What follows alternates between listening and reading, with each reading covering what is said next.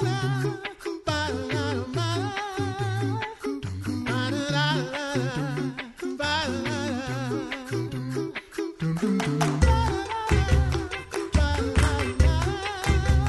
listening to The Coffee Hour. I'm Andy Bates. I'm Sarah Gulseth. We're continuing our celebration of Hispanic Heritage Month here on KFUO, and we have an amazing history story to share with you today with just a very brilliant guest. So I'm excited to share this story with you today. Thanks to Concordia University, Wisconsin for supporting The Coffee Hour.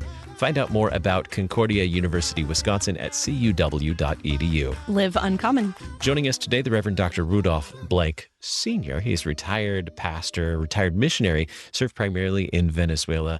Pastor Blank, thanks so much for being our guest on The Coffee Hour. Okay, it's a pleasure to be with you and to know you and say hello to our listeners. You are the go-to expert on some of our great Reformation history, particularly when it comes to Latin America and South America.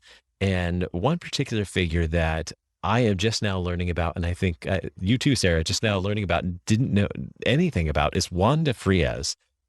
Who was Juan de Frías, Pastor Blank? Okay, Juan de Frías was a Roman Catholic priest serving in Venezuela, along with three other Roman Catholic priests. Somehow they came in contact with the Lutheran Reformation and were denounced before the Inquisition, which had been set up in three different locations in South America, and they were accused of being Lutheran heretics. The four men, three were priests from the Canary Islands, and Juan de Frías was a native Venezuelan, a mulatto from the city of Caracas, which is interesting because very few mulattoes were allowed to study for the priesthood at that time because of racial prejudice. But anyway, the men were taken off to prison in the prisons of the Inquisition in Cartagena. There also were other offices in Mexico City and in Lima, Peru. And although they were tortured and put on all kinds of psychological pressures, they would not renounce their Lutheranism, and they were condemned to be burned to death at the stake on the 30th of May, 1688, and the four of them died without renouncing their faith in justification by faith alone. It was sort of interesting how they probably came to the faith, because one of the little article I wrote a while ago is the great Roman Catholic cardinal in the 16th century sort of came down on the Lutherans, saying that the Lutherans really don't live up to the marks of the church in the Apostles' Creed, because we believe in one holy Christian and universal church and apostolic church, and the Lutherans are not an apostolic church, because apostolic means missionary. It means you're a missionary church. And look at the millions and millions of people who have been baptized into the Church of Rome in all of Latin America, and the Lutherans have done nothing in Latin America. And so that proves they're not an apostolic church.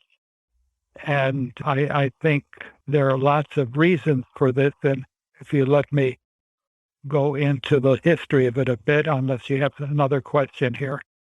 That was going to be my question. Go for it. Okay. Martin Luther has been accused by some people who have now not read him of not being pro-mission.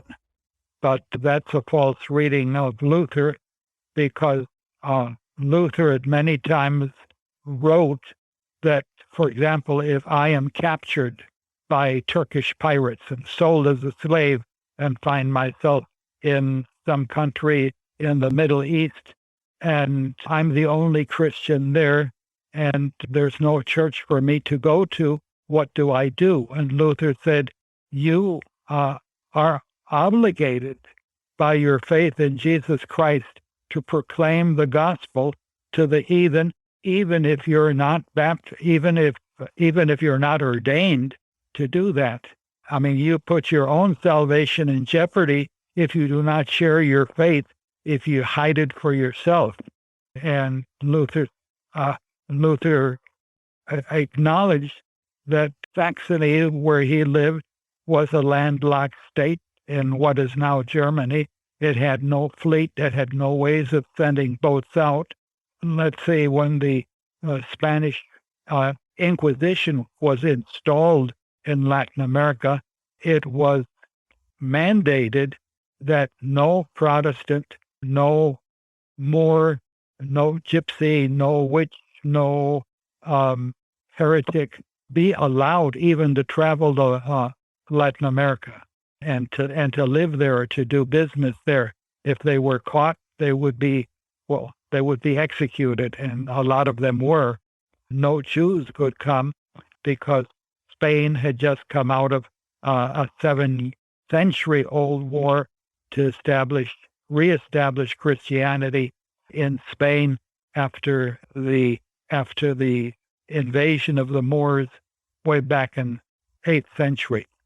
So let's say Isabella and Ferdinand, the rulers of Spain, ordered all Protestants, Jews, and Muslims out of Spain, and there was a big refugee problem, but they weren't allowed to come to Latin America. But Luther said, even if he can't send missionaries to Latin America, he's got hundreds of missionaries, and those missionaries are the Bibles, the hymn books, the prayer books, the tracts, and the theological works that are being smuggled into Latin America, especially through Holland, which was sort of had boats because they were a big maritime nation in the 16th and 17th century, and books were printed in Spanish, translation of Luther's catechism, Luther's translation of the Bible, translations of the Bible into Spanish, and the Dutch were the weavers of let's say that time of the Middle Ages. They sent the cloth and the materials and the boots, and the Spaniards sort of closed down a lot of their factories were working with cloth, and because everybody wanted to go to the New World and become rich, so they stopped investing money and buying the stuff from the Dutch. And there were a lot of Lutherans in Holland at that time, along with Reformed Christians, and they smuggled the Bibles and the books and the catechisms into bolts of cloth and sent them to the New World. The Inquisition, which was sort of a secret police run by the government and the Church of Rome to find heretics, searched the boats and the bolts of cloth, but some of them got through and fell into the hands of people like Juan de Frías that studied them and were converted by them, let's say, to biblical Christianity. And some of them were denounced the way that Juan de Frías was and died confessing their faith. Lutherans, if they could not, because none of the, let's say, the Lutheran states in what is now Germany had navies or ships or had shipping, or you would have to book passage on a Spanish or a Portuguese vessel even to get to the New World, and it would be very difficult for you to get there. So Lutherans took advantage of the printing press. And it's interesting that one of the things that made, let's say, Lutherans and Protestants in general different from the mission work that was done by the Church of Rome, or let's say other churches that were not Roman or Protestant, was the emphasis put on to printing the scriptures in the language of the people and teaching people to read the scriptures in their own language. One of the first items that Lutheran missionaries that went to India and other parts of the world that packed into their boats was to take a printing press. And if you go down to Concordia Publishing House, they've got on exhibit the printing presses that the German immigrants brought with them when they came into Missouri.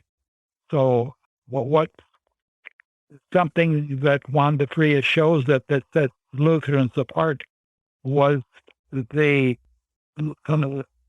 that vivid desire to put the Bible into the hands of the common people, and if they didn't know how to read, to teach them how to read, and therefore to foster education. And really, most of the educational programs set up in Latin America were done by, let's say, people like Francisco de Miranda going to Europe and visiting the different Lutheran countries and seeing the emphasis put on to having public schools where everybody, children and girls too, learned how to read and to write so they could read the scriptures. And those educational programs that Miranda and others copied down on their visits to Europe were brought back to Latin America, and in a way to start changing the culture and the society where everybody could now read and write, and not just the sons of the people that belong to the nobility. Such a vivid picture of the history in Latin America, particularly of the Reformation coming to Latin America. Today we're learning this history, particularly about Juan de Frías, from the Reverend Dr. Rudolph Blank Sr. He's retired international missionary served primarily in Venezuela, and apparently just a scholar of church history. So we are so grateful for this time. We have more to learn from Pastor Blank in just a moment. You're listening to The Coffee Hour. I'm Andy Bates. I'm Sarah Golseth.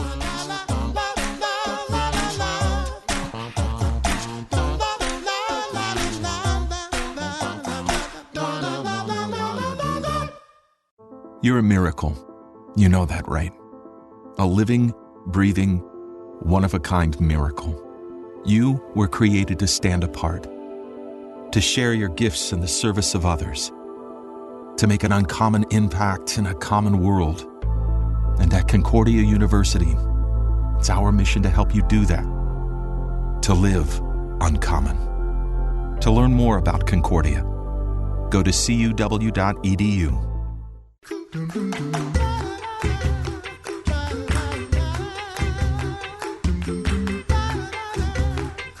Welcome back to The Coffee Hour. I'm Andy Bates. I'm Sarah Golseth. We are celebrating Hispanic Heritage Month, and our guest today, the Reverend Dr. Rudolph Blank Sr. He's retired international missionary who served in Venezuela. Today we're learning the history of Juan de Frías and the Reformation coming to Latin America. Pastor, tell us about the Lutherans. Who were the first Lutherans to come to Latin America? Well, the first Lutheran that we know that came to Latin America was an Austrian nobleman by the name of Justianus von Well, who was a member of the nobility. His family, his father, had to flee from Austria to escape from the persecution of Lutherans in that country. And Justianus grew up, and when he became an older man and he wondered what was in the scriptures that made his father and his other family members renounce their titles and leave Austria and come as refugees to Germany. So he began to study Luther and the scriptures, and he became convinced that there should be a Jesus-loving missionary society, and that Lutherans and other Protestants in Europe form a society to send missionaries to the people in Latin America, the different tribes that were being discovered. And he didn't find any takers. Nobody was interested in going over to mosquito, cannibals-ridden Latin America in order to convert the native peoples there.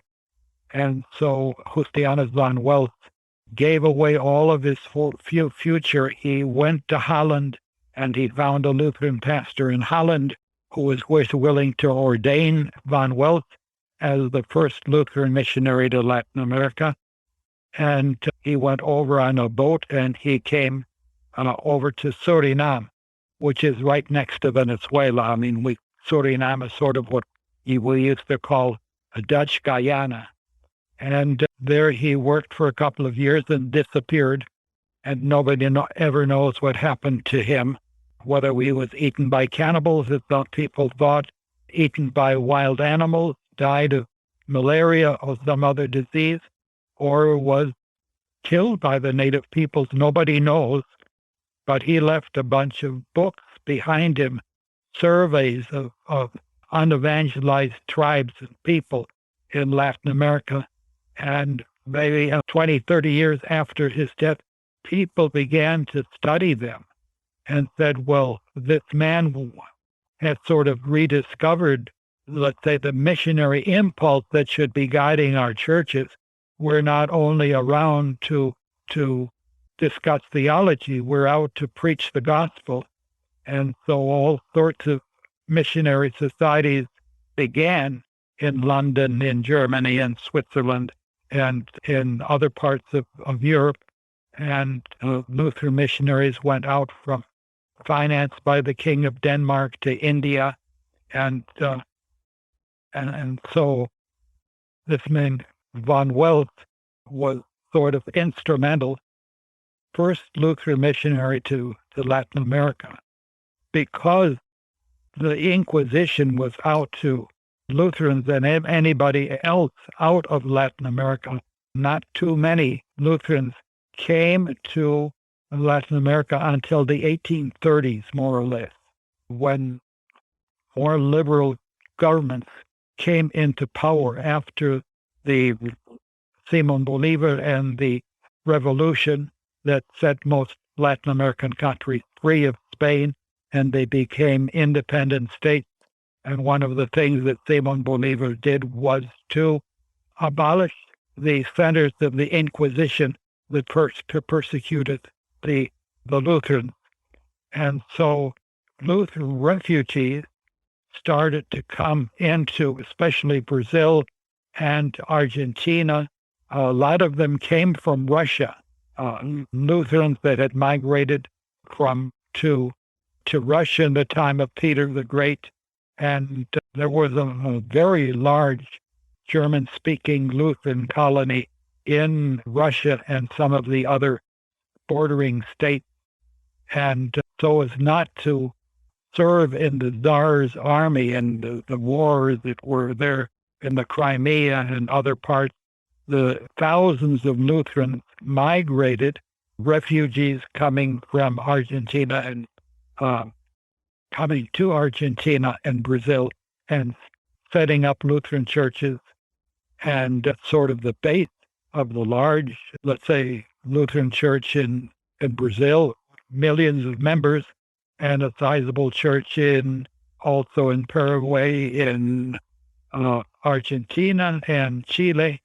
So in the southern part of Latin America, let's say Lutheranism came in through refugees.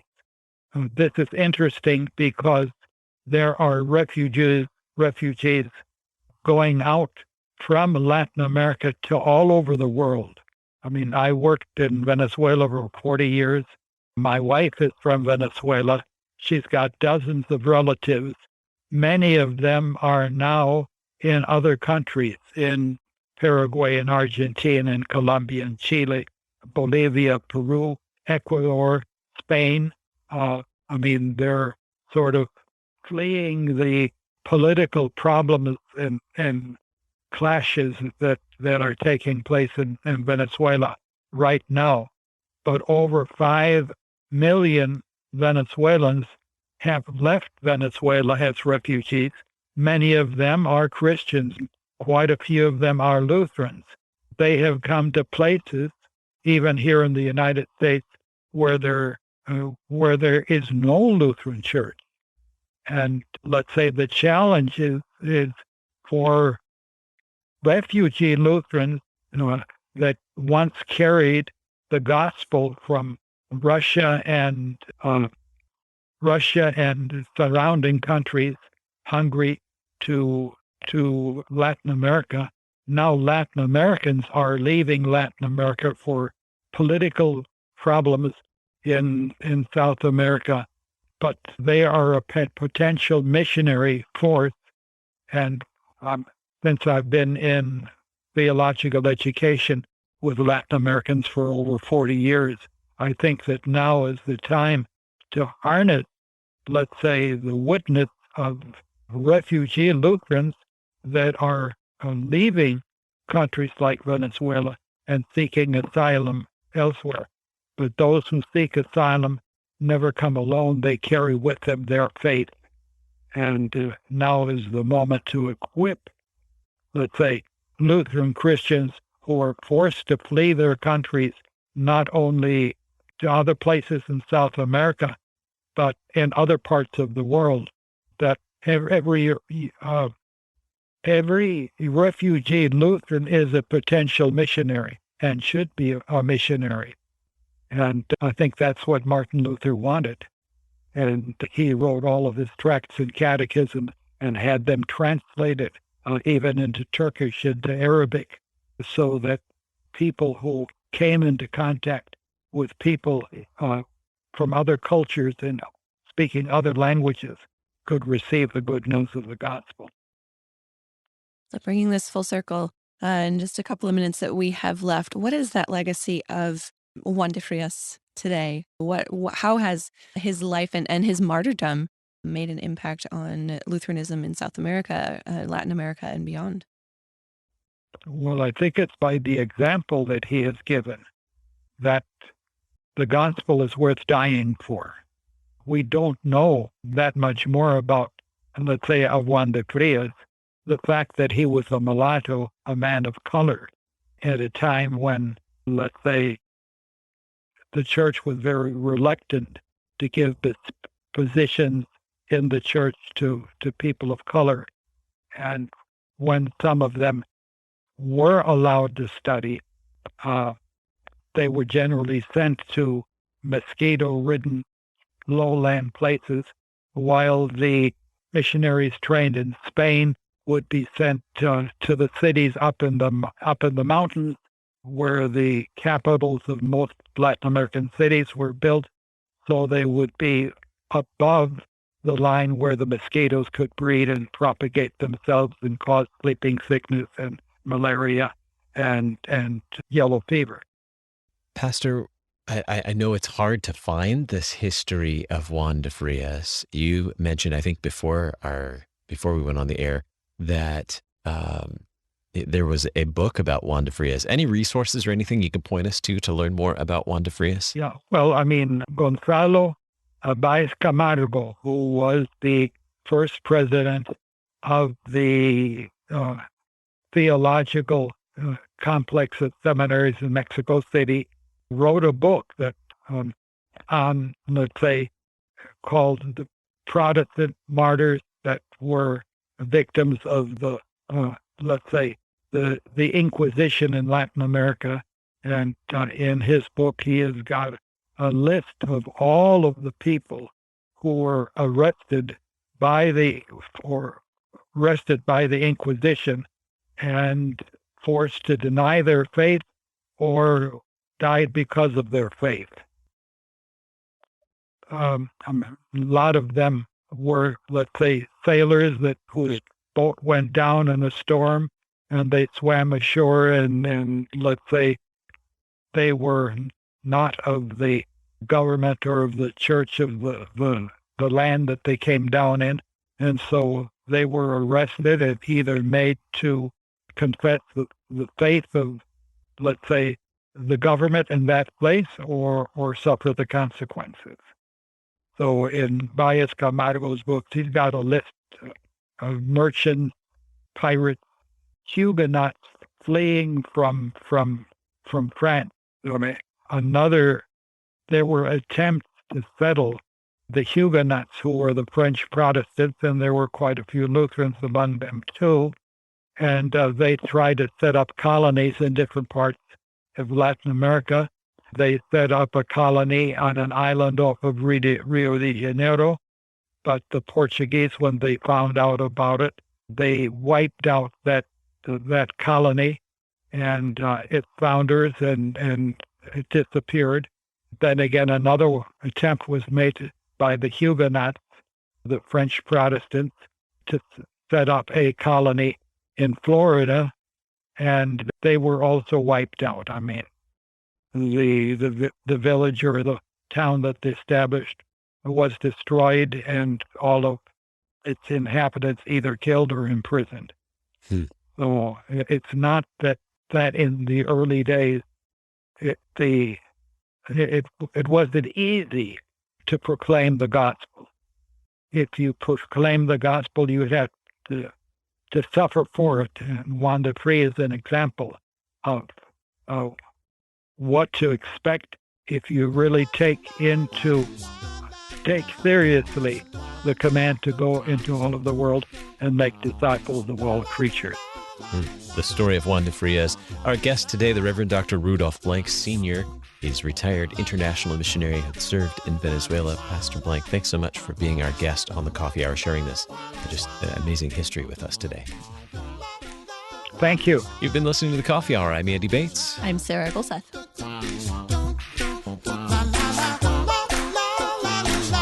The Coffee Hour with Andy and Sarah is a production of KFUO. To support the Coffee Hour and KFUO Radio, visit KFUO.org. You can also text KFUO to 41444 or send an email to gifts@KFUO.org. And you can call us at 800-844-0524. KFUO. Christ for you, anytime, anywhere.